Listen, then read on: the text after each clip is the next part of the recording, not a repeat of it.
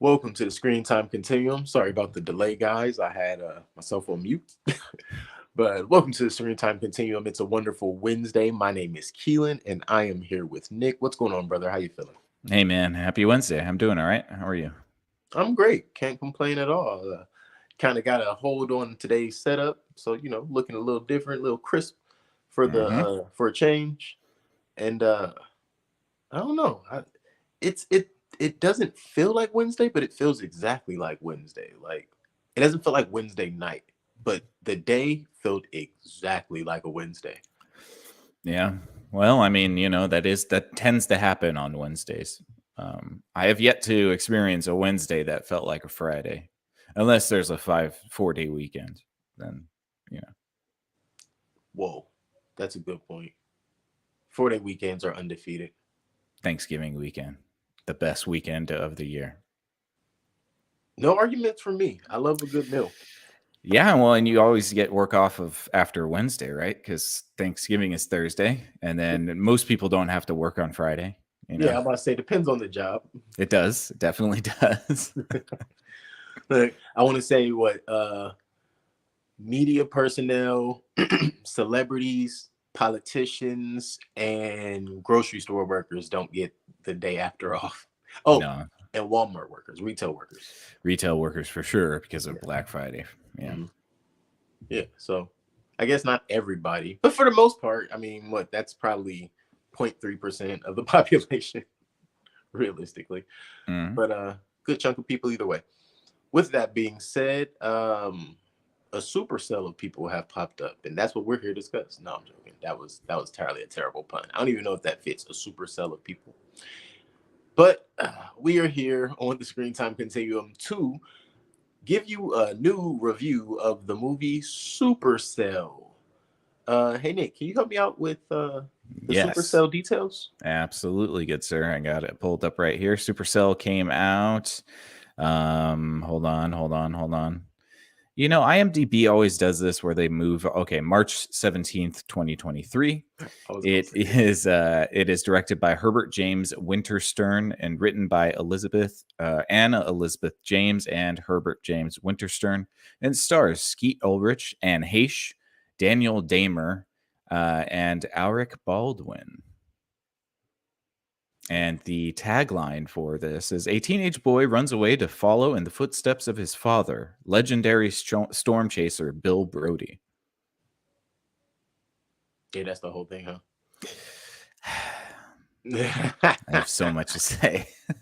I first want to start by saying rest in peace and Haish, because Indeed.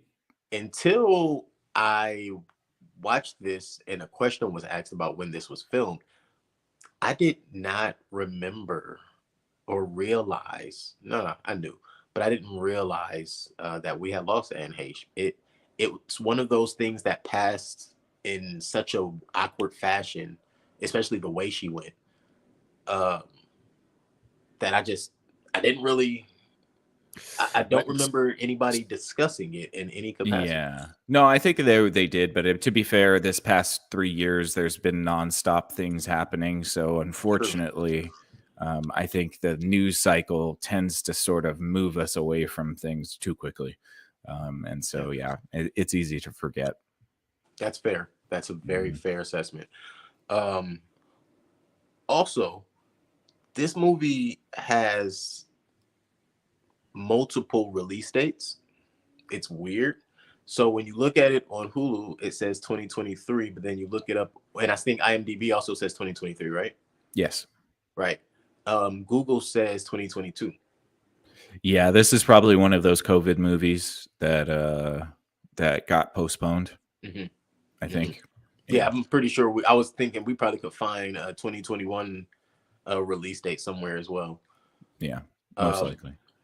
and yeah, but that's you said exactly what I was thinking. Like, man, we are still finding a batch of like pieces of movies that came out from that time, Uh-huh. and it's interesting.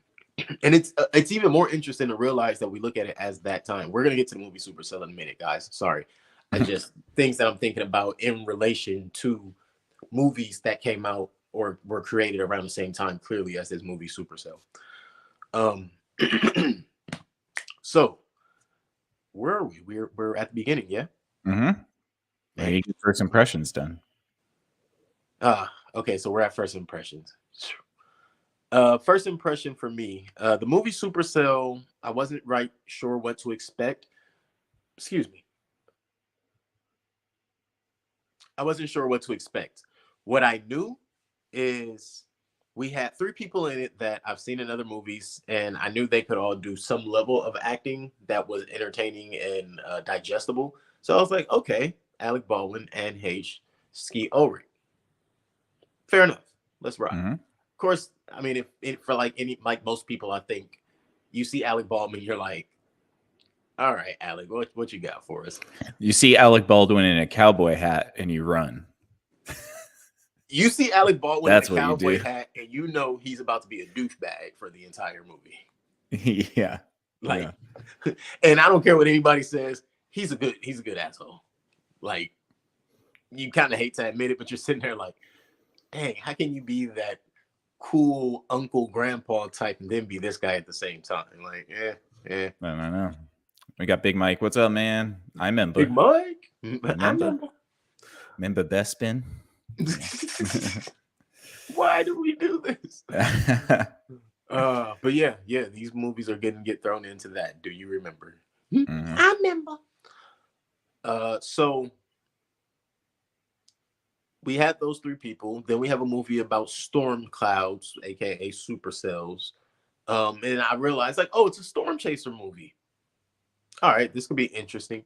I was thinking somewhere between something like a Twister or like one of those big torrential rains you see in the Midwestern movies, maybe mid 2000s.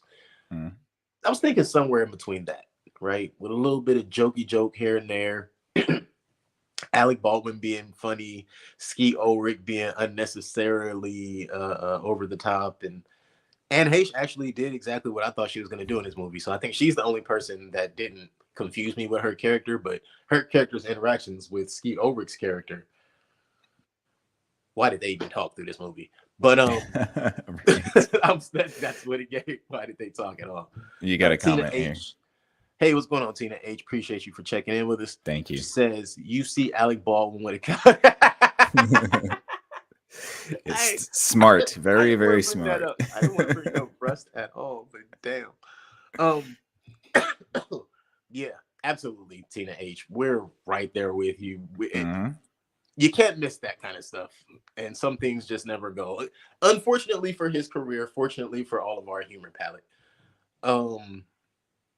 But yeah, When he popped up on screen, I audibly gasped and said, "Huh, am I watching a different movie?" these were shot around the same time, I believe. They were. Mm-hmm. Mhm. Oh, and the other thing I saw that this was a Saban film, and anybody from our childhood knows if you see Saban, you're gonna say, can this be Power Rangers good? No, it can't. Nothing's Power Rangers good. Yeah. American Power Rangers isn't original Power Rangers good. So it just got worse after they started duplicating it. But yeah, I saw Saban films and they've done some pretty good, digestible, repeatable things that you would watch a few times actually, type movies. And then they've done a lot of other type of movies. I would say this is dead center of all of those. The film itself, I don't know if it was a budget thing or a choice thing, but there are a lot of issues I saw in this movie. But if we consider that they could have possibly been filming this under COVID rules and possibly violating some COVID rules, but whatever. Um, I'm not sure which lens to look at this movie at. If we can look at this movie under the lens of it was shot under COVID rules, I might have to give it a little bit of grace. But if this was shot regularly with no COVID rules, I got a whole lot to say. That's a very long first take. I don't think I've had a long one like that in a while. And this actually feels like not the first time I've said that recently. So I'm just going to say, hey, Nick, what's your first take?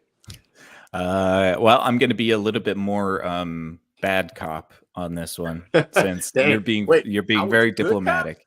Well, you're being diplomatic about it. I Yeah, I respect was. that. I think you were Yeah, I trying was. to soften the blow a little bit, which I think is good. But this movie offended me. I think that I think that it's awful. Holy moly, how bad could a movie that's trying to be Twister be when I watched Twister right after it and it was amazing. Um, Dude, so this movie's like a bait and switch too, by the way. I saw Supercell and I thought to myself, "Oh, it might be like that movie Geostorm or like Twister, like an Oh, yeah, I apocalyptic type remember Geostorm. movie." Yeah, where there's a big, like sort of like a natural Yeah. disaster movie like Volcano or Dante's Peak or something like that. That's where I thought it was going. Volcano. Um Wait, but really quick. Is yeah. anything volcano? I mean, Volcano is Volcano. It's a volcano in LA. That was a pretty choice movie. I would watch that. I would watch that a million times over this. But yeah, Yeah. I'm just saying, if anybody tried to make a movie about a volcano in LA today, we not watching that. Maybe I would. I don't know. I can't say that I wouldn't. I love a good disaster flick. Oh, Which I yeah. thought that this was going to be a disaster flick, but this gave me the bait and switch of. And you know what's even funnier? I'm going to bring this up one more time. Let me bring up the banner here for our guests to see if this doesn't look Man. like it's supposed to be a disaster flick. I don't know what does. Or a reality TV show. Or like a Sharknado B type disaster movie. That's what I got the vibes from that Yeah, title card. yeah. It is nothing like that. It's absolutely nothing like that. There's barely any storm in this movie, and it's really about a kid that wants to be closer to his dead father, who was apparently a legend. The movie tells us he's a legend, but we don't ever know what he did to make himself a legend, Seems except for like his die mom in was a a legend. tornado. I mean, his mom is supposed to be a legend too, but now she's not, and there's no reason for her not to be. That's why I say it It's seems like his mom is a legend, a oh living my legend. gosh. Which Yeah.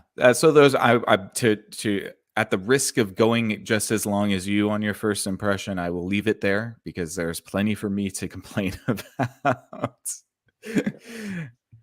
So go ahead, steer us into this Supercell.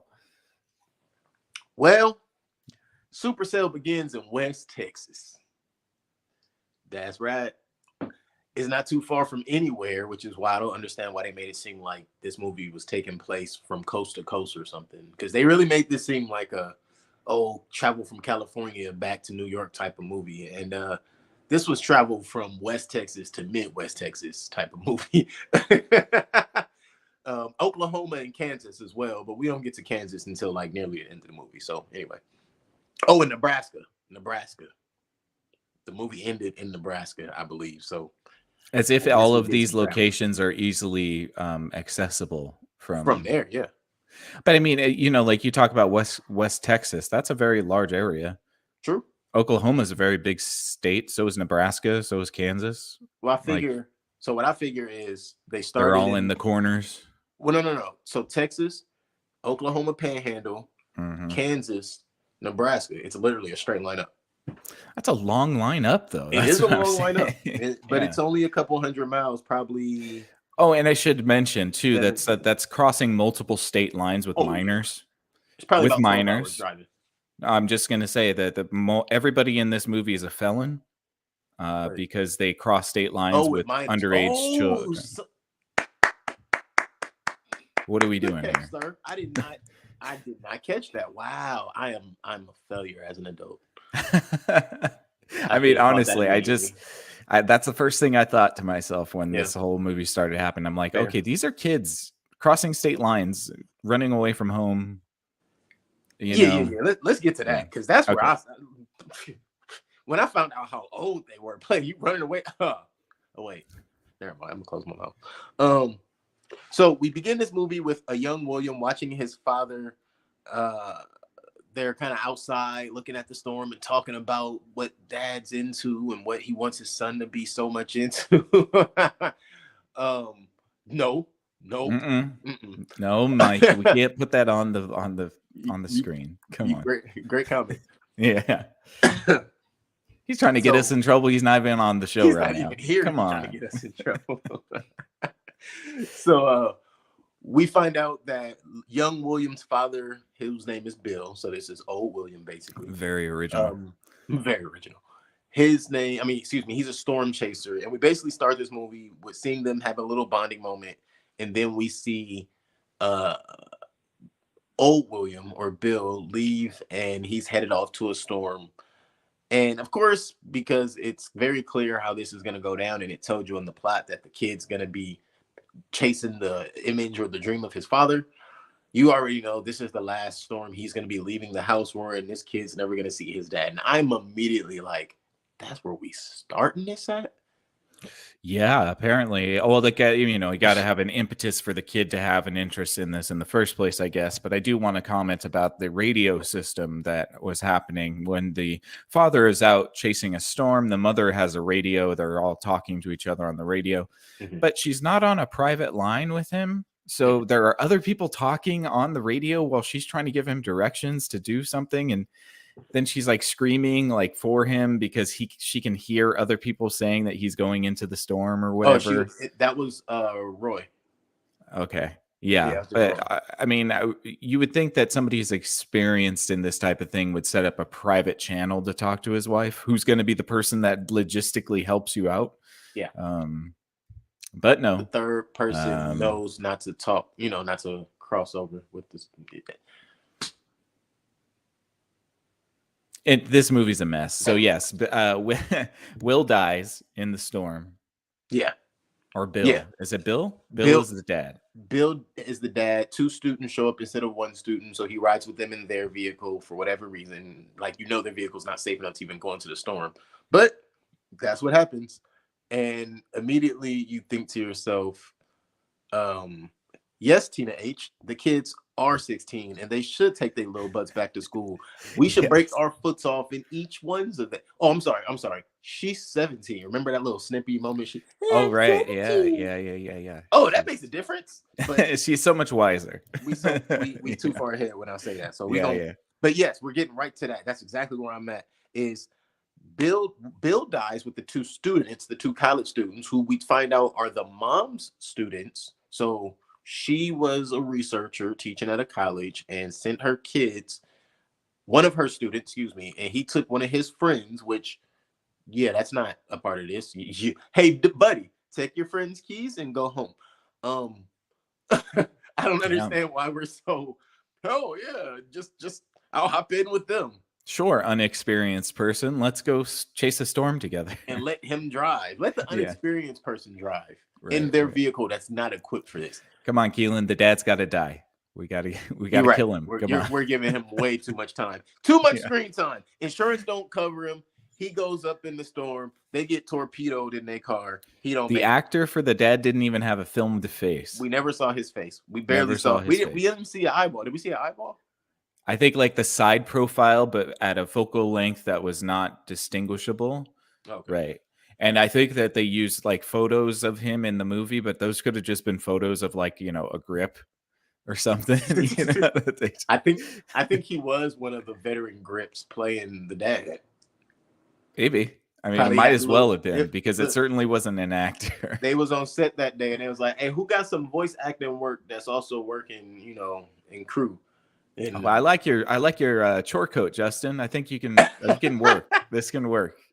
You're wearing the rancher style chore coat today. That'll work. You need somebody to fill in for the dad. This character definitely has your jawline. Right. So we fast forward, and William is now a 16-year-old asshole, and his mom cleans homes for a living, and he helps. Why is he not in school? We don't know. That's just the way things are. I mean, he was in school for a second just to jump onto the roof. Oh, wait. Remember? Yeah, I'm not saying he was only in school after he came home, put his mom to bed. We don't know where he was before that. He goes to do some research because, that's what researchers do. And then the next day. Why are you putting your mom to bed, bro? I'm not sure why he's picking her up and carrying her like that. Just wake her up. Is she a drug addict? A drunk? That's what I'm saying. Like, she was fine. She was a nurse. No, she was just a scientist. She's supposed to be a scientist who decided to become a housekeeper because her husband died, and let their family fall into poverty because she couldn't hack it. I figure because nobody was testing her work, so and she didn't want to sell the work, so there was nothing to make money off of. They literally made money off of grants and research, just selling data. So once he wasn't going into the field, there's nobody to collect data. I mean, like, that's to assume that she couldn't have parlayed her scientific experience into another job. I think she 1,000% could have, and that's where I was confused as to why their situation was so dire. Like, I really was like, so are they really just saying she got?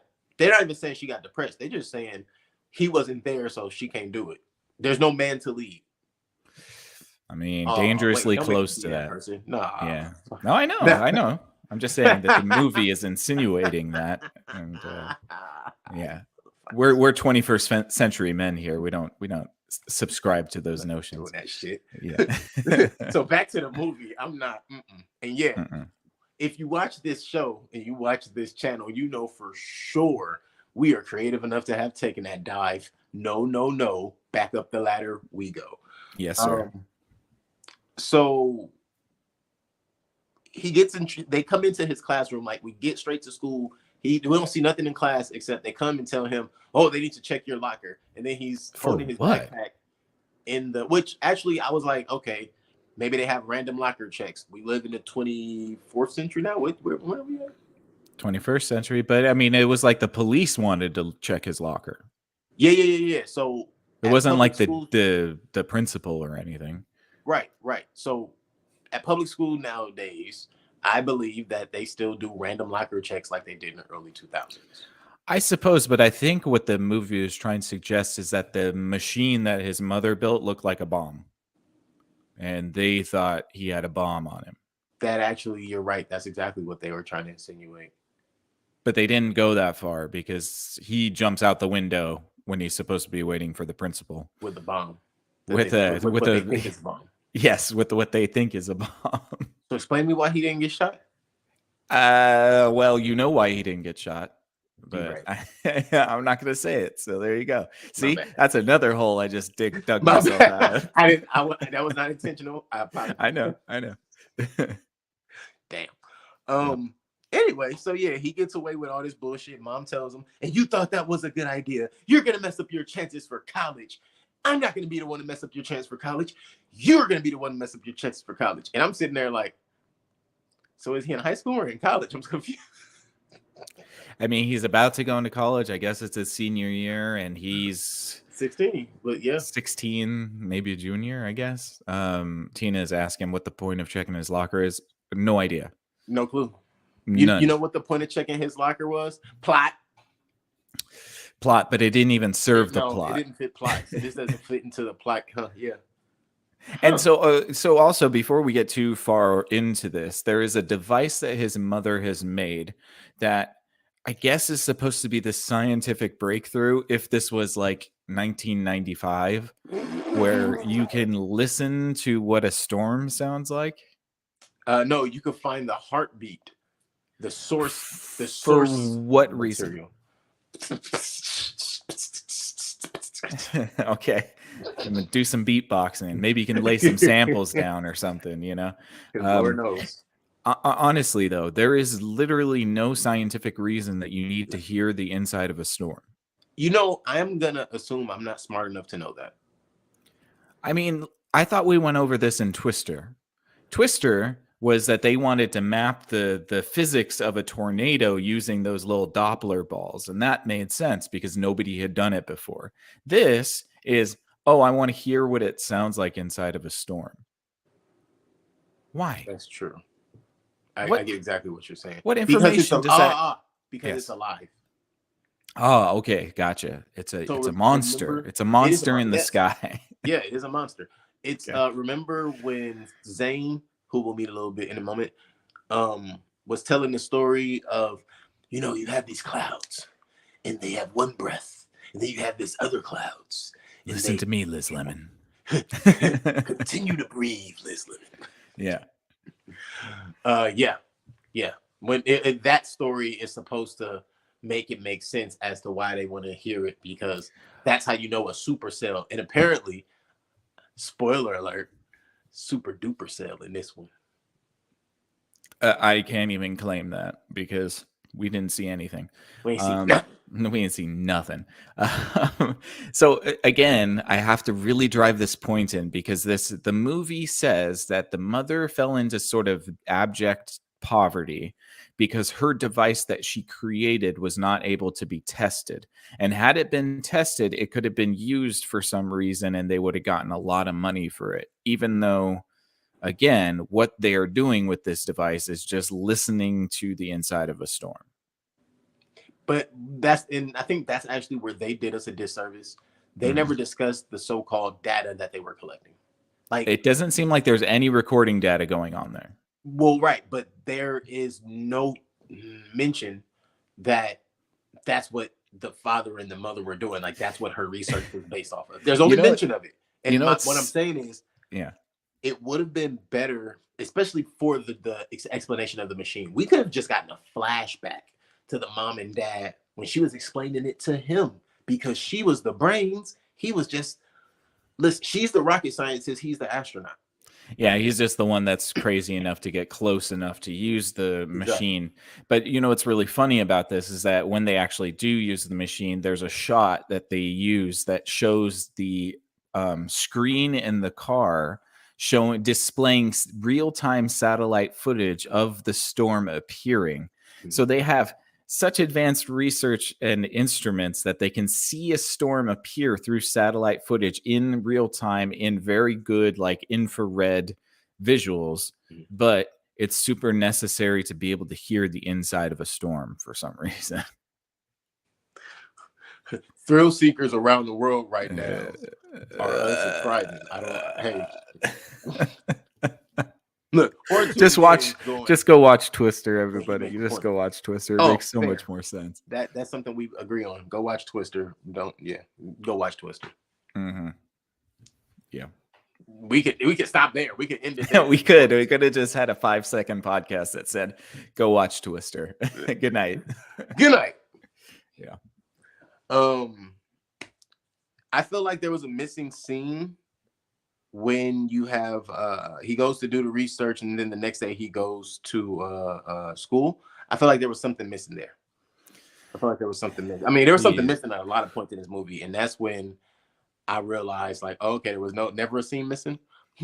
There's a lot of unfinished mini stories and we'll call it blemishes. There's a lot of blemishes along the dialogue line. That don't There's a lot of editing problems with this movie. There you go. Definitely editing problems. Big Mike says, "Wait, we got to discuss the ending too." Don't worry, we'll get there. Yeah. You thought we were really going to wrap this up? Come on, man. We can stretch an hour out of this at least. So, an hour. yeah. Watch me work. All right. All right. So that's it. That's all I got. No. Oh, okay. Cool. So I don't understand when William I'll start to call him Skeet. William is like this really nice kid, clearly, but all of a sudden he's really mean to his mom. He's all stressed out. He has this girlfriend who has a really cool Mustang. She doesn't have parents. Her mama ain't never home. Never. And And she's apparently a 17-year-old Zoomer that knows how to drive a stick shift Mustang. yeah, I was just about to say she's That's teaching him how to drive stick. right. Because that's typical. It's telling. Um, I don't know, man. I don't. I'm trying to figure out what that was. Like everything is supposed to tell you something. Everything's supposed to build characters, build the relationship, the platform, the scenario.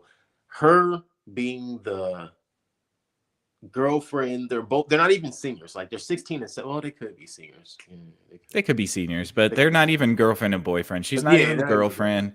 She's not even really a character. She's just kind hardly. of there. She's along for the ride.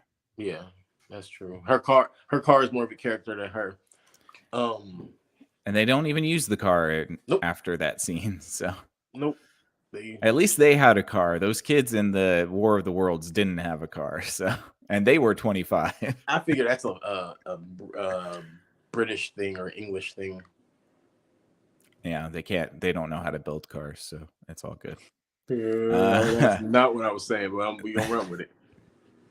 We are gonna run with it. all right. So anyway, William is terrible at driving stick shift, and his friend, or his friend, she caressing on his leg, and that make him feel better, and you know, it's just weird. It's like it It's the doesn't make movie's sense. it's the movie's attempt to create some sort of romantic chemistry, but it really just doesn't. It feels like it's sort of shoehorned in, and ultimately it is shoehorned in because again, I can't even remember her name. Poor girl. What was her Harper, name? Harper, Harper. yeah. Harper doesn't have anything to do in this movie. I thought that was even. Absolutely nothing to I do. actually had an issue with her name being Harper, if I'm being honest. I feel like the name Harper is overused for the. I'll use the word that's used often: the exotic-looking black girl. Oh, interesting. Is It's that an like a reference to overused Harper Lee? name. Maybe I don't know, Yeah. but I watch enough shows, and it's like always the. It's like if you see the list of Harpers in certain shows that I'm thinking of right now, they all almost look like they could be cousins. Harper Lee was the author of To Kill a Mockingbird. So there you go. You might be onto something there. Yeah, maybe. Okay, maybe it's a Knowing what reference and a what callback. that book is about. Yeah. Yeah. Now, if it's a callback to that, then everybody gets a pass. Maybe. I can give that a pass. But Harper just doesn't have anything to do here. She has No, no character to like color. Like we don't know. She apparently doesn't have parents, but she's no, rich. something like that. Seemingly, maybe that's why she doesn't have parents. What's up with the black kids that got that are affluent with no parents? I have no idea. I It's mean, did like they three die and movies leave her out of an the last five, I inheritance? think. Two for sure. The last two for sure. Yeah. Hmm. I don't know. Might have to dig into that. And Mike, the South Park episode already covered this. His name is Tolkien. Okay, it's Tolkien. Tolkien. What did you think? What did you think my name was? Yeah, I love that episode. It's so good. Stan is just like seriously so he doesn't know what to do with himself. In his defense, In his defense, everybody thought it was Tolkien. but they always like once they found out, I'm not admitting it. Nope. You at midnight, Stan? You a Mm-hmm. bold man.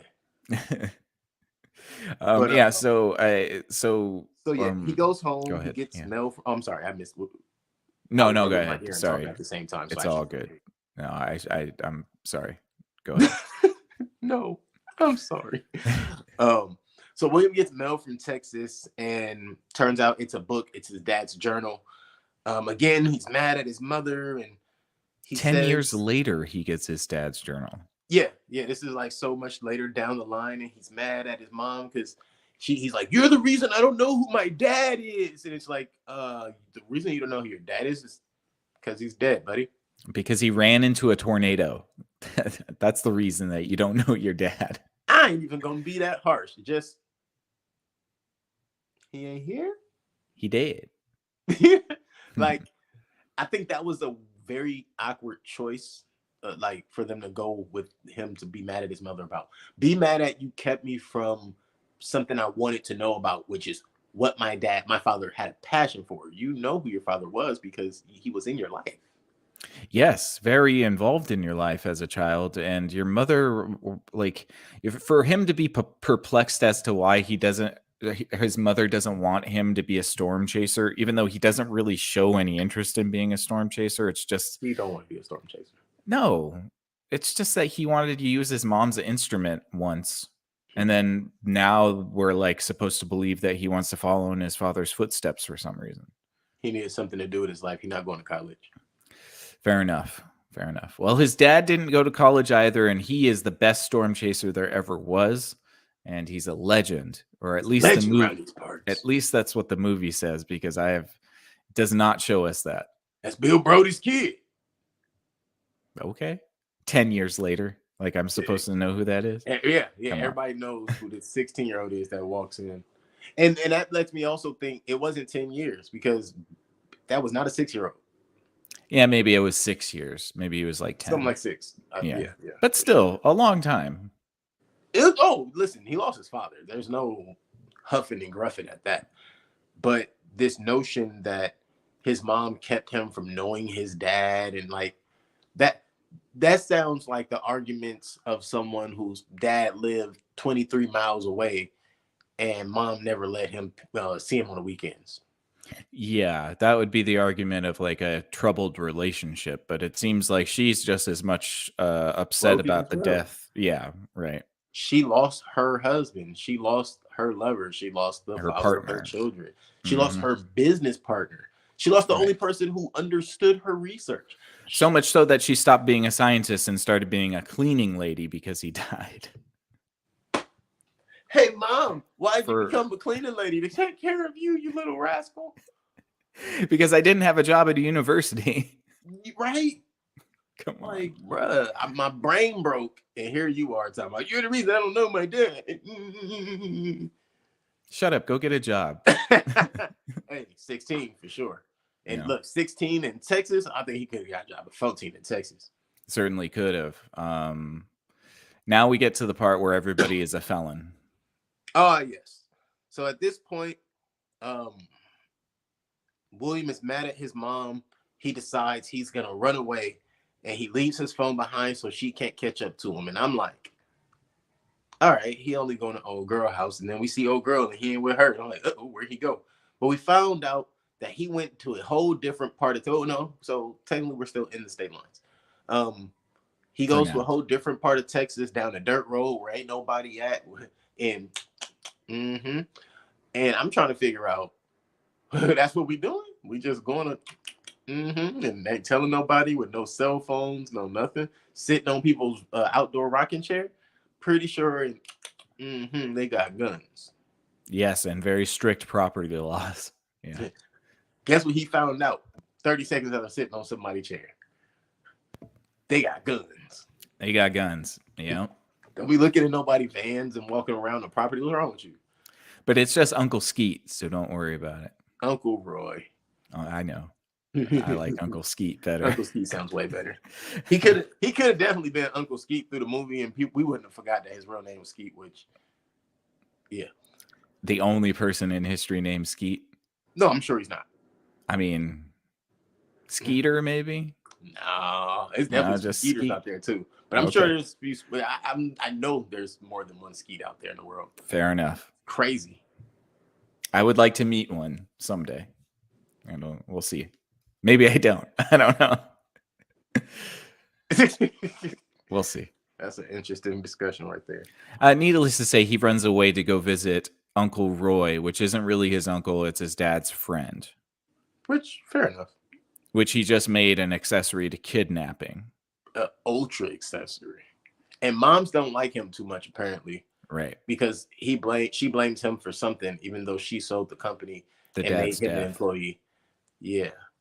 Oh yeah. She blames him for him dying. Apparently, everybody blames him for Bill dying, which is like, I wasn't even in the same car they were in. What are Yeah. you saying? But he was around. He could have told him not to. But then we wouldn't have this movie, so I hear it. things have to happen this way. I don't think the legend Bill Brody was the type of man to let a dude named Roy tell him what to do.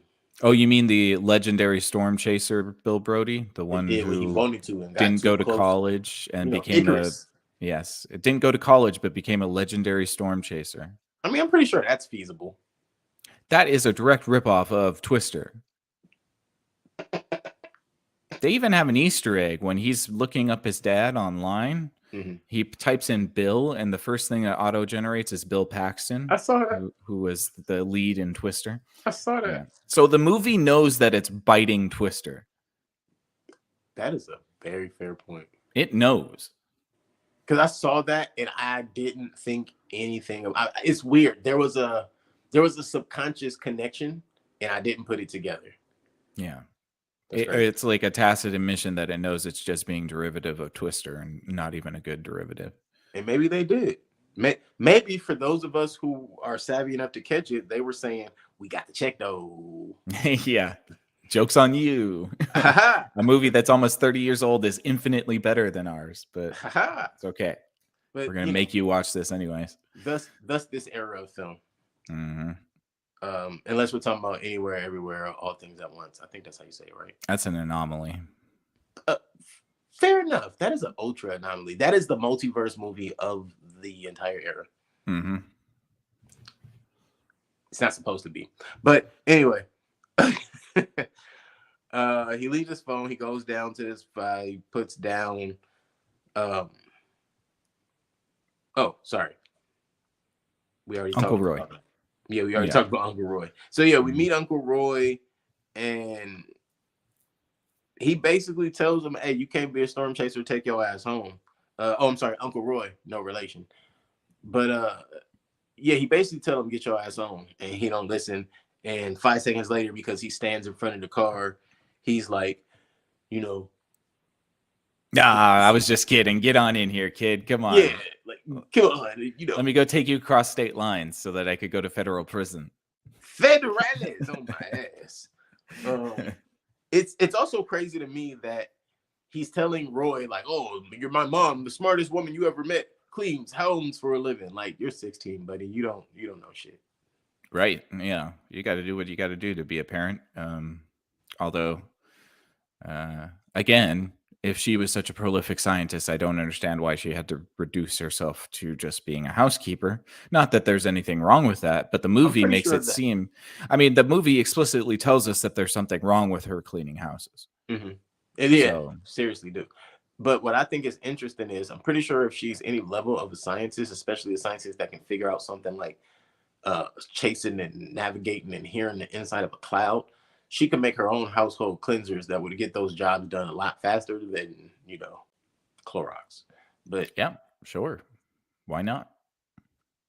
she at least would know to go and get outdoor bleach because it's a little bit stronger. But that's a whole other conversation. Um, yeah, I This don't know. movie's stupid. I'm like this. It. Let's be clear. This movie loses steam about 10 minutes in, so we've I mean, already done it a huge service. at this point, we're about 30 minutes, 35 minutes into the Yeah. movie, and there hasn't been one storm yet. How about we're 35 minutes into the movie and we don't know what the hell is going on? Yeah, fair enough. This is just Um, when we start to get introduced to the concept of the storm chasers because Uncle Roy works for a company called Brody's Storm Labs, which is no, no, named Brody after, Storm tours.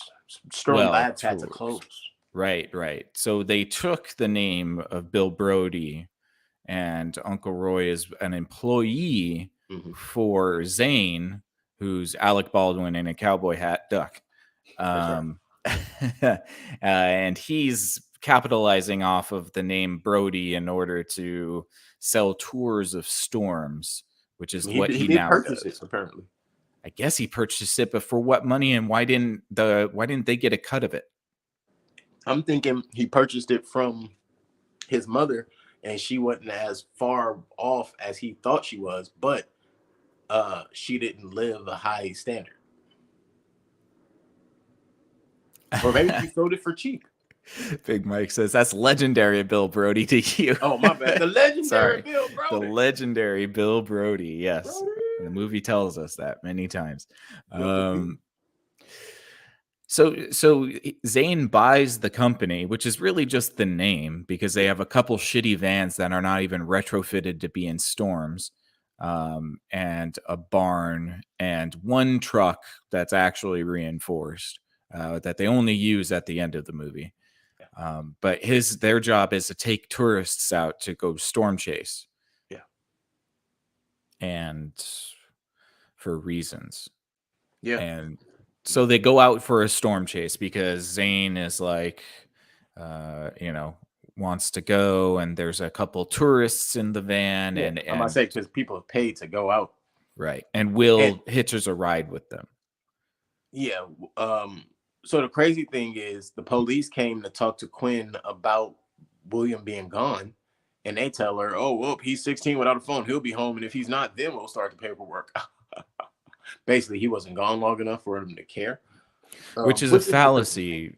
I mean, like, it's a fallacy. You can report a missing person immediately if you want to. You don't Mhm. have to wait 48 hours or whatever. Yeah. Um, Movies, yeah, plot. movies. Yeah.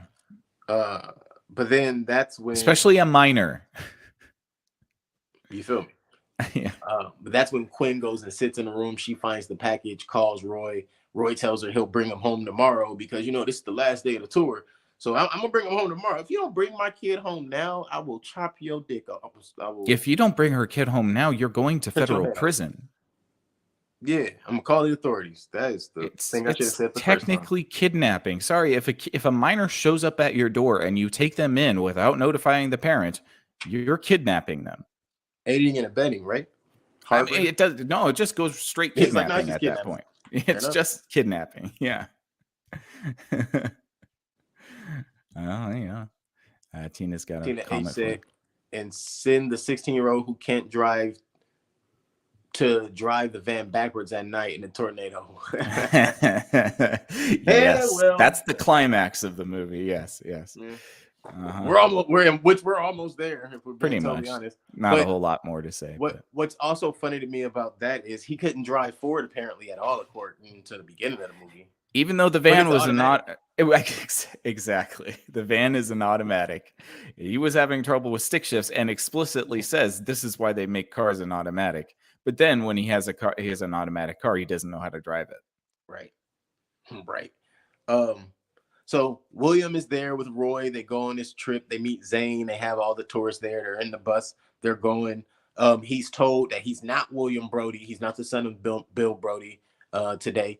But maybe an hour and a half, 2 hours later, after they leave him at a gas station in the middle of a tornado, the entire world, including the news stations, knows that he's the son of Bill Brody. Oh, but you didn't get the Zoomer joke, right? The Zoomer joke is that he sees a payphone booth and thinks that it's a shelter for tornadoes. And then when he gets in, he realizes it's a payphone booth and says to himself, this isn't a shelter.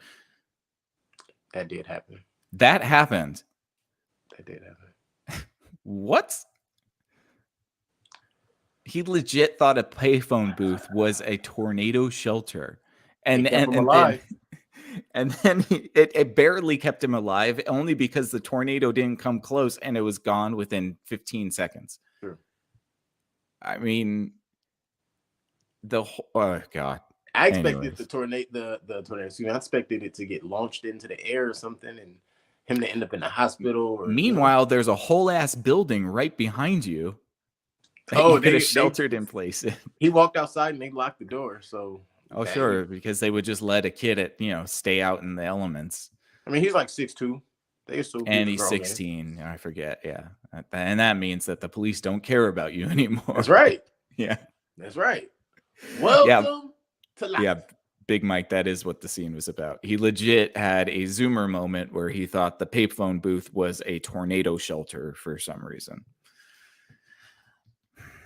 A one-person tornado shelter. Yeah. With plexiglass. Right. And a phone attached to it. Hey, man, he's 16. What he's supposed to know? He don't know no better. He thought that is true. He knows nothing. Thought he could pop up on a stranger's doorstep. That's true, too. Yeah. This kid knows absolutely nothing about nothing. And yet he's right. Oh, yeah. Yeah. Mm-hmm. Somehow. If I'm being honest, I think this movie did everything short of to tell us that William was autistic. I made the same statement while I was watching this, and I was scolded for my insensitivity, so I decided not to mention it. But no, I'm kidding. I would think that was just observational. It was observational on my part, for sure, yes. But the news comes out to cover the fact that he took shelter from an F2 tornado in a payphone booth, and that's a story. Right. I think that's an incredible story, which is why it happened. And, something for him to run with. But the reason I was thinking that plausibly they're trying to allude to something being chemically imbalanced is he clearly wasn't good at school. His social skills were very poor.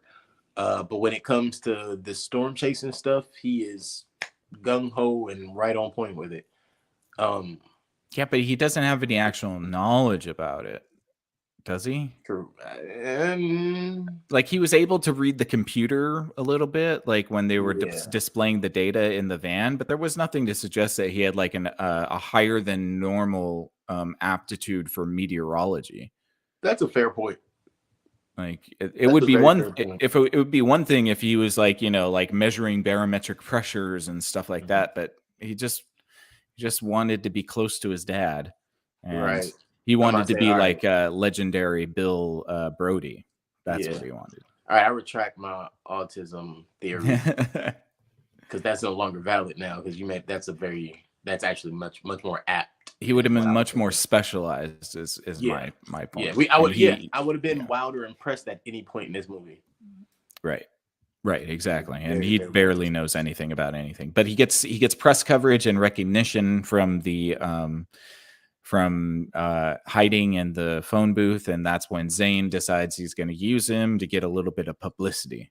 Right, right. And of course, Uncle Roy does the Uncle Roy thing, and he taps Big Zany on the shoulder and decks him, lays him out flat like he's not 15 years older than him, and an old man now. But hey, beat on your elders. And he quits. And he quits. Also, if we're being honest, he was in the bear cage the whole time. Breaking rule number 3. Breaking rule. Not all the rules were broken in this. Oh, through this entire movie. Yeah. Zero gas, no escape. All of it was silly. Mm-hmm. But remember, 90% of it's driving, and only 10% of it is watching God's divine creation. You're a part of God's divine creation doing the dumb stuff you doing out here. Keep Well, that recording and let was me watch. that was the movie telling the audience don't expect much from this movie because 90% of it is just watching people watching things, and then 10% of it's actual storms. And I think it's probably more like 95% and 5%.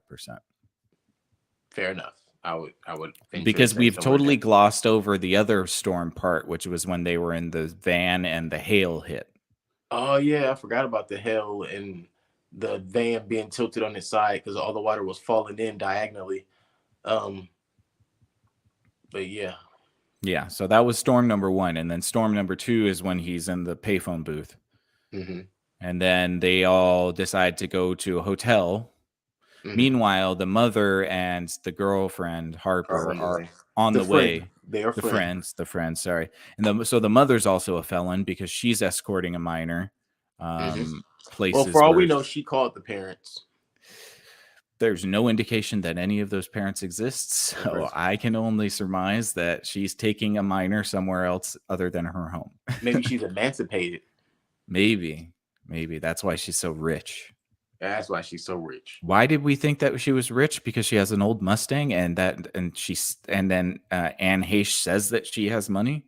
Basically, I mean, we never even see. We don't even see her house. Yep, that's what I was about to say. We see her get out of her car. We see her pull up in her car. We see her at school. We see her back in her car. We see her jumping out of her car and getting into the truck. Yeah, it'd be one thing if she was like driving like a really nice car or something, but she has like a beat up old Mustang. So, I mean, I don't know. I wouldn't say that was beat up, but I understand. I mean, it's an older Mustang, like a 70s Mustang that isn't totally fixed up. The paint job is kind of shitty. I don't know about the engine work, but it's classic. It's factory. Oh, Mike says they were cleaning her house in the beginning. Is that what it was? Oh, were they? Okay. Thanks, Mike. You help us put that together. So the house they were cleaning was her house. Oh, so her mom just passed away. I guess maybe both of her parents are passed away. Perhaps. Well, no, because she was saying she traded all just to have her father back. back. That means he's not there anymore. You're right. Dang. Thanks for that, Big Mike. I did not catch that. I thought they were cleaning their house very fastidiously. Honestly, I don't know. I thought for sure they were working cleaning houses, but so did they meet at school or did they meet? Never mind. I mean, like it's assumed that they say in the movie that they've known each other since the 7th grade, so they've been grade, third grade. They're childhood friends. Anyways, they're crossing. The mom is with Harper. They're going to a motel because they're going to go meet Uncle Roy and Will to pick Will up because he's in big trouble. And so Will and Roy are staying at a motel, And Will can't sleep, so he gets up, and there's a storm chaser bros in the other room next to him, and they're talking about, oh man, tomorrow's going to be a massive storm, bro. It's going to be so sick. And they hand him a beer. They're like, hey, kid, you want a beer? And then Felony. felony. And I tell you, everybody in this movie is a felon. And then Alec Baldwin barges in because why not? He's got to be the sort of cowboy-esque badass. Yep. And he's like, you guys know who you're talking to? You're disrespecting his old man. His man was legendary Bill Brody. Hey, don't tell nobody who you are. Hey, do you know who this kid is? Yes, right. And he goes through this whole spiel about how, Bill Brody and Will's mother were the reason that Alec Baldwin's character got into storm chasing. And everybody's like, oh man, you're so cool. And again, we have no idea why they are so cool. It's just we're told that. And then he says, thanks guys, but I'm gonna go. And then he talks to Alec Baldwin's character, who says something so offhanded. He says something like nice watch, and then walks away. Yeah, he says battle scars. Battle scars. I dig that. And then he walks away. It's like, what? That was the moment I think we were supposed to realize that he's chasing the image of his father, and it still didn't click for me. Right. Give kids beer in a motel on the run from mom in another state. Why not? Let's do it. Good movie. That's what good movies do right there. Good judgment all around on these adults' behalf. But in the morning is my favorite part, because there's a diner connected to the motel, and they want to go get the best huevos rancheros, because Roy is kind of biding time until Will's mother gets there, and he's trying to sort of keep him at bay in order to get him back to his mother. He's trying to be a responsible adult and get the kid back to the mother. But as they enter the diner, everybody in the diner stops what they're doing and they stare. And Will's like, what are they staring at?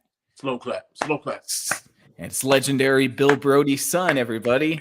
And everybody in the diner starts clapping as they walk to their booth. What is going on? Am I taking crazy pills? What is going on? Why is this guy so legendary? We still don't know. This movie is so many times that we just like, why did they show us that? Like, even when they showed us the highways that they were traveling on, why did you show us that? It doesn't make any sense. It doesn't make any difference anyways. So today is the day the big storm is coming, the supercell. And supercell.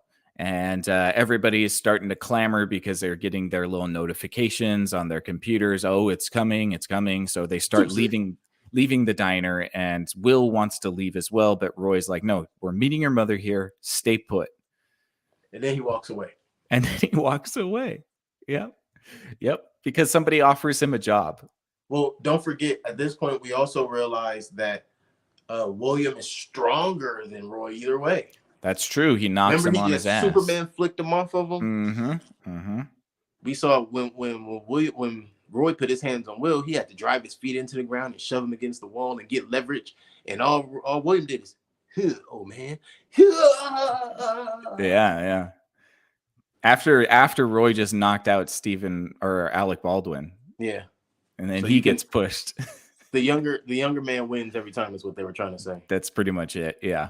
So Roy is talking with some guy that wants to give him a job because he's quit with Alec Baldwin, but Alec Baldwin's team is leaving, and Will can't stay put because this is a gigantic supercell storm. It's gigantic. It's the best thing in the world. And so he runs away again and then joins with Alec Baldwin's team. Yeah. Who conveniently only had a mega donor or a high or a VIP, a high roller. Yes. So the van wasn't full. It was just one guy and his translator because the movie needed the van to be empty. Right. That's even though he had that much money, why have a translator? Why not just be him because he paid? I felt like that was a little It was very strange. It was a very strange story choice to have those two guys in there as well. It just didn't seem like necessary. He could have just gone with Alec Baldwin by himself, but then again, yeah, he could have gone with Alec Baldwin by himself. Priest That would have been fine. vibes. Yeah, it's very strange. But anyways, they go chasing the gigantic supercell because this is the big one. But we don't really see a lot. They drive, they go off the road because again, they break the rules that they've laid out Because at the Alec beginning. Baldwin is chasing superstardom. Right, but again, they're not measuring anything. They're No. literally just taking somebody close to a storm. Yeah. That's it. And that's the thing is at this point it's very clear. Even William is like, "What? We don't need to get that close. Like No. we don't need to do what you're doing right now. Why are we doing that?"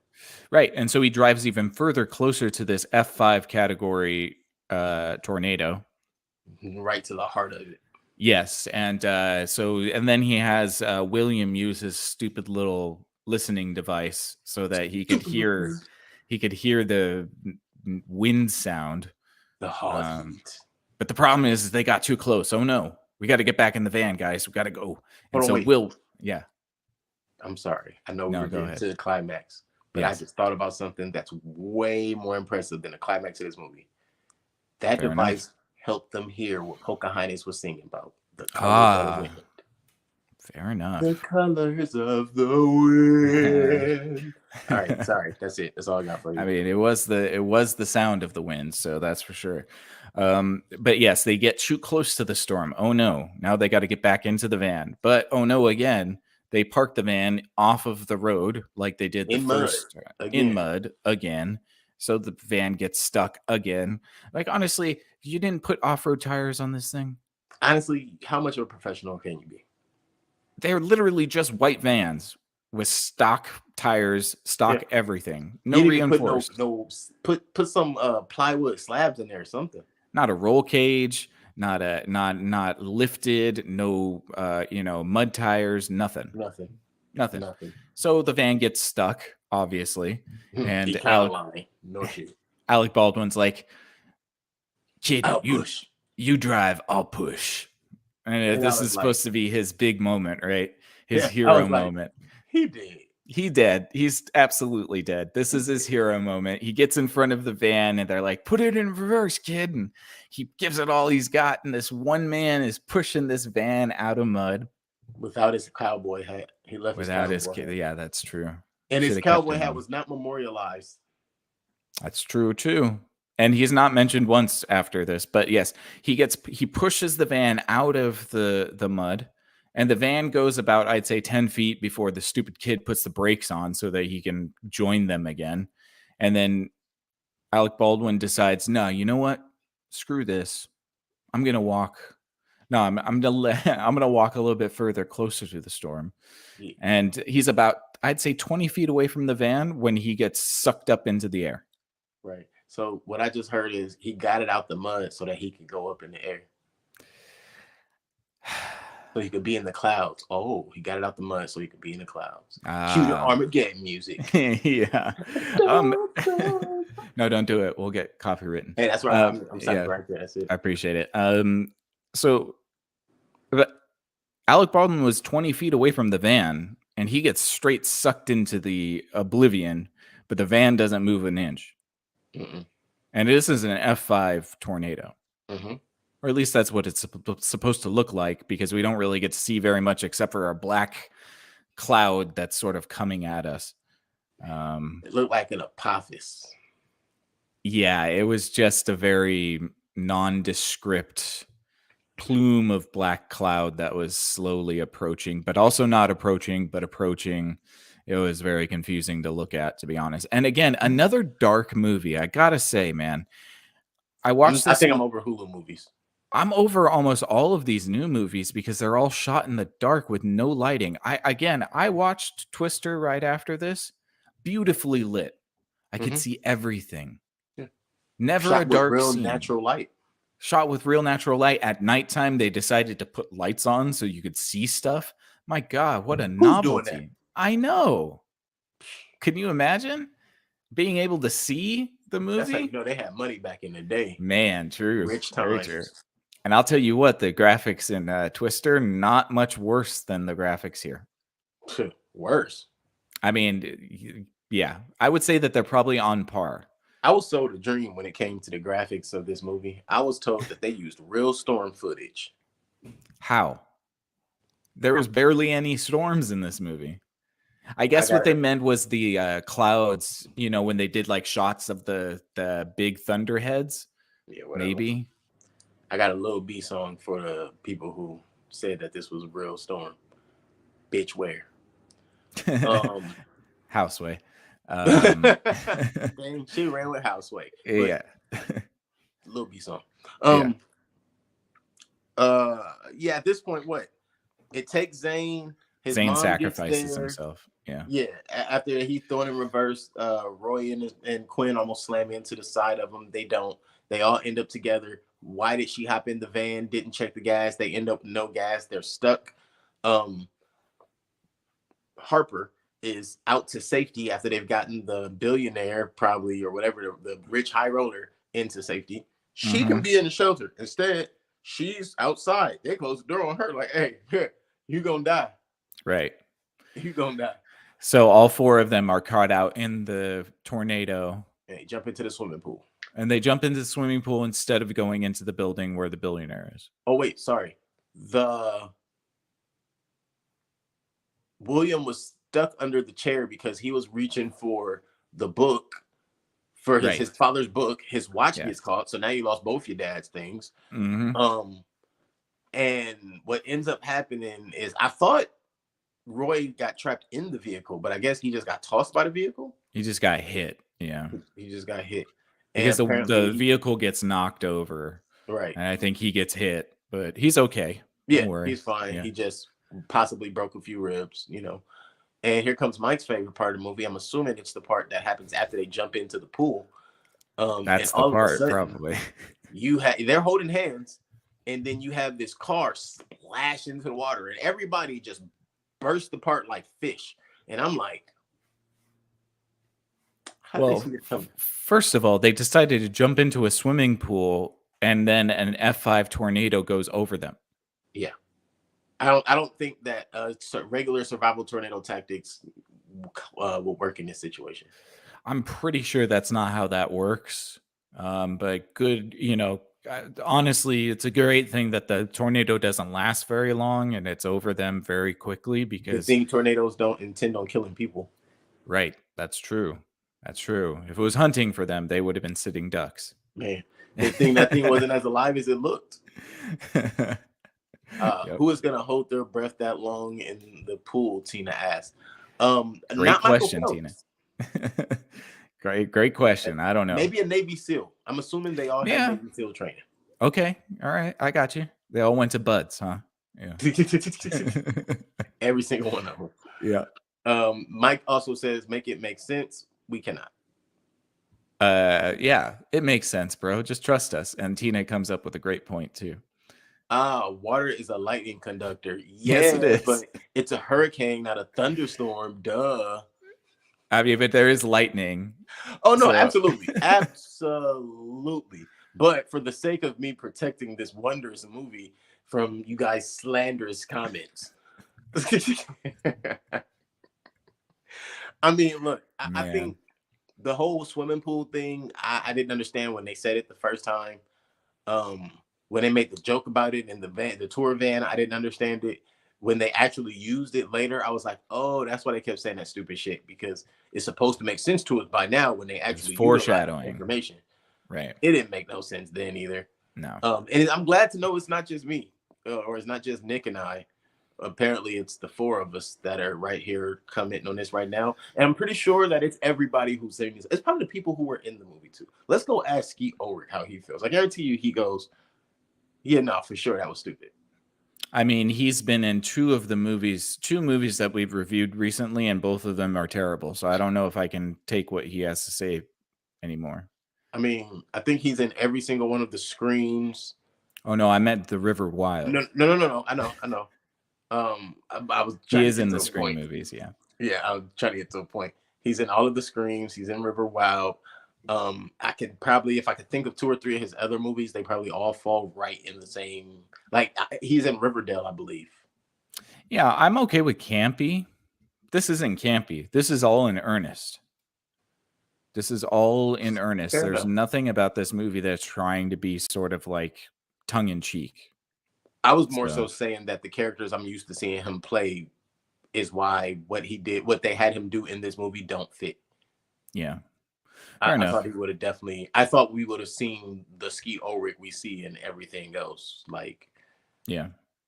Are you being a douche or are you being cool? I don't understand which one you're going for here. Nah, he's just being another character for the movie to play around. But yes, so they decide to stay in the swimming pool, and thankfully, the tornado jumps over the swimming pool.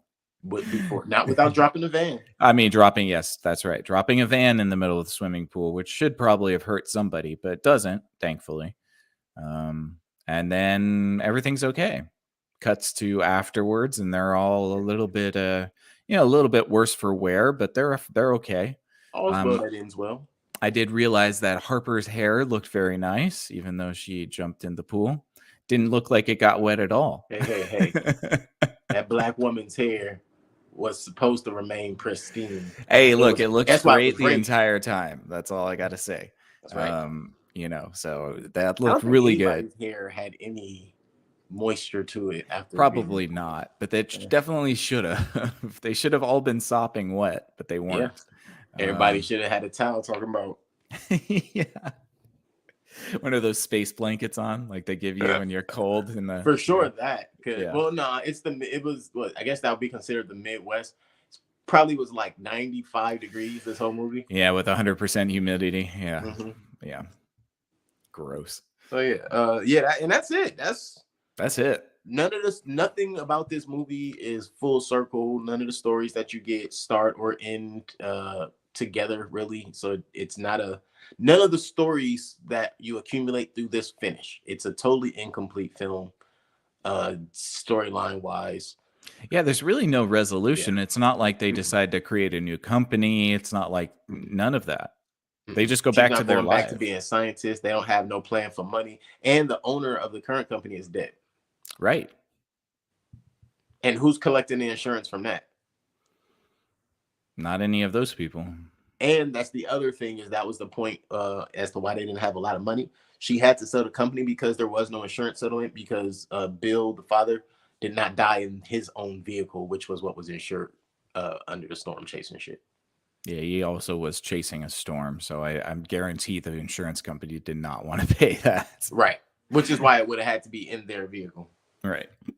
But yeah, so I'm assuming all's well that ends well. Now everybody ain't got no job and waiting on the 16-year-old to graduate high school and take care of them. Roy, they're all just going to move into Harper's house.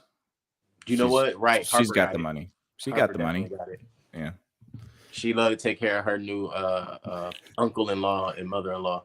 Yeah, and her sugar baby. Yeah, definitely. Sugar. He didn't get no job. No. He said, "Welcome to 2023." Yeah, exactly. Yeah. Oh, that's it.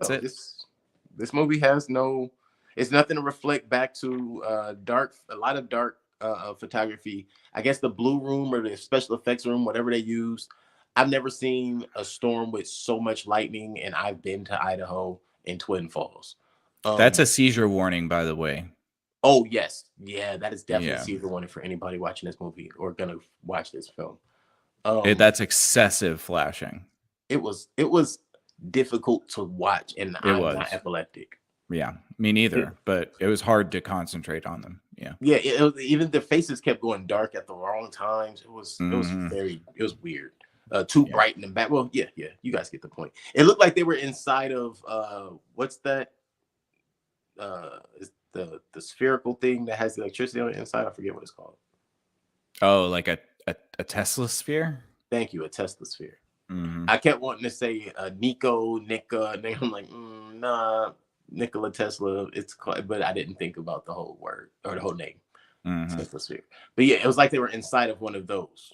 I was just constant lightning every second for, I'd say, like a whole 2-minute scene. Right. And they talked about absolutely nothing. And at the end of it, they're both screaming at the top of their lungs, yeah. And I'm like, I don't understand what's going on here. Mm-mm. But for a minute, I thought I fell asleep on the movie. I didn't.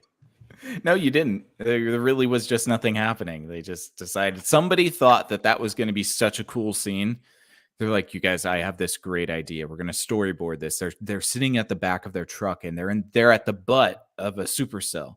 And you know what happens at the butt of a supercell? It's lightning all the time, constantly. So what we're going to do is have them have a conversation about the afterlife while lightning is flashing every second on their faces. It's almost like the ancestral plane. Man, that's art. Is this Sorry, I art? just want to say, I said the ancestral plane for a reason. There you go. Nice reference. But yeah, so that is the culmination of the movie Supercell. That's the end of my thoughts on it. I guess I can give a rating now. I'm going to give this a. I'm going to give it a 3 because it had 3 rules, not because it's worthy of a 3. I think it's like a 1.5. If nah, screw it. I'll give it a 1.5. It's a 1.5. Yeah. Dang. What was that other thing we watched? What did we watch on Sunday? Oh, super forgettable. Yeah. Oh, yeah. War of the Worlds. War of the Worlds. Yeah. These are in the same ballpark, but this one, it was easier to stay awake for. That's it. Oof. I might even feel the opposite of that. But I get you. Sure. Yeah. This was probably a little easier to stay awake for somehow. Probably because I was more interested in, like I said at the beginning, what Alec Baldwin and Hayes and Skeet Ulrich were gonna. I thought at some point they were gonna like fully deliver. I guess Alec Baldwin kind of delivered. Anne Hayes tried in like 2 scenes, I think, with Skeet Ulrich, and there was just nothing for her to work with there. And that's not a shot at Skeet Ulrich. I really feel like he didn't get the correct character in this crapshoot. There's also zero reason for Anne Heche's character to be a chain smoker, so it makes me think that she couldn't handle not smoking while filming. Because there was no reason for her character to have to be smoking every scene. Yeah, every time she wasn't in the vehicle. You're right. Mm-hmm. That's a powerful assessment right there. Powerful. Yeah. Also next to a minor. Nice. Way to go. I mean, this was the 90s, wasn't it? No, this is current day. Oh, right. Dang me, yeah. Sorry. Or maybe, well, in certain parts of the world, they're a little behind. Maybe, who knows? What I give it for 1.5, right? Yeah. I'm sticking to it. All right. Yeah, this one is getting a very ceremonious 0. Oh, really? It was 0? Can I give it a 3 now? I'm giving it a 3. 0, bro. Honestly, I'll tell you why it's getting a 0. I don't think that there's anything redeeming about this movie. I think that it's a complete bait and switch. Again, the title card makes it look like it's going to be a disaster flick. It is not a disaster flick. It also makes you think that it's going to be a storm chasing movie, and it barely is that.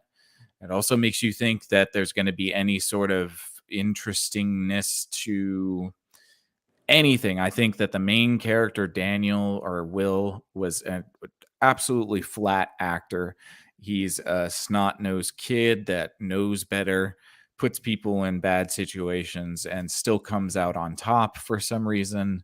I think that Anne Heche is she tried, I guess. Alec Baldwin is just Alec Baldwin in everything, so I don't understand why we even need to do this. And him wearing a cowboy hat in this movie feels in poor taste, to be honest. And Skeet Ulrich might as well have not been there. This movie is just, I mean, like, again, I went and watched 1996 Twister right after this, and it is such a good movie. Like, infinitely better. The cast is great. It's nonstop action. It just keeps going from one storm to the next and there's this there's this whole plot line between like the ragtag group of storm chasers versus like the corporate storm chasers who have all the nice equipment and stuff. I forgot about that part, and it was really good. It was entertaining. So and for the fact that this movie references Twister as if it's even In the good enough to be ballpark. mentioned in the same sentence, that's why it gets a 0 from me. You know what? This So movie could be the credits from Twister. I wouldn't even do that. The credits Damn. from Twister are better than this. Honestly, Damn. I'm not trying to be hyperbolic here. Like, this movie is just not It's good. not good. You know. It's I not just good. thought the credits from Twister, don't they have like still imagery of actual Twisters, actual photo? I think so. Probably. Yeah, So yeah, probably. if I remember that correctly, then yeah, no, this doesn't equate. Hmm. Big Mike says 2 for bad lighting, bad story, bad character development, bad special effects, and rest in peace to Miss H. Yeah, Indeed. It was their last movie. That's very sad. yeah. Um, I think her career could stand up much stronger than having this be even on the billing in general. Like, why is the that is kind of sad. You're right. That's actually very sad in hindsight. mhm. With that being said, that gives us a 3.5 out of 30. Um, It's like a I don't know what 1. It's a 1.125 like or two something like fivers. that. Yeah, Yeah. that's what got it. I'm sitting here thinking like it's one and some change, just one and some change. Hmm. Uh, yeah, I think that's right where this movie belongs. You know, it's not a 0 point anything, but it's definitely not a full on 2. I don't Yeah. even know what it's rated on Google, but I know it's a lie. Yeah. A lot of people rated it. I think IMDb has it at like a 4, but Oh, well, there were okay. some people that were rating it like a 10 and stuff, and like obviously those were paid for. Um, yeah. What about this would be a 10? The general consensus on most of the reviews is just go watch Twister. So go do that tonight, guys. You'll have a lot more fun. Fair. Or maybe Yeah. you had some fun listening to us. That's fair too. Yeah. Hopefully Suggest we something were else for us more to think about. entertaining than the movie was. Right. Suggest something else. Oh, actually, you know what? Something else was suggested Hmm. by someone else for us to destroy at a different date. Okay, cool. Yeah. Sounds good. All right. Well, I think that's it for us. I think we should we let them know what we're going to be reviewing on Sunday? I think we should. I think we Why don't should. I you go think they'd ahead? be fairly interested Mhm. for those of which who enjoy those type of things. Yeah, go ahead. All right, so we appreciate you guys for hanging out today. On Sunday, be sure to come right back around here to us on the Screen Time Continuum. We will be giving you a full on personal review. So I guess I can't say full on because that would insinuate we're reviewing the entire thing. But we're giving a personal review of the movie Starfield, which just released. I think it just released today, technically. Yeah. The game Starfield Yeah, the game stuff. What did I say? movie. Oh, I apologize. The Mm. game Starfield, the game Starfield, Bethesda's release Starfield. We'll be reviewing that on Sunday. Nick is much more hours in than I am, but we will be reviewing from our stance of where we are in the game, and giving you guys just some input and some feedback. If you are a fan of the game, if you play the game as well, please tap in. Be sure to be in the comments so that you can share your opinion and your Hmm. experience. If you know anybody who's into the game Starfield, tell them about our coverage that's coming on this current Sunday. And yeah, we'll It's gonna be be fun. yeah, I'm We're gonna looking just forward. yeah, we're just gonna keep it a loose conversation. Again, we probably won't be able to review the entire thing, but we'll let you know how we like it so far. Mhm. And we'd love to hear you guys your input if you're playing it, or if you're curious about it and have questions. You guys can always ask us too. So Right, right. yeah.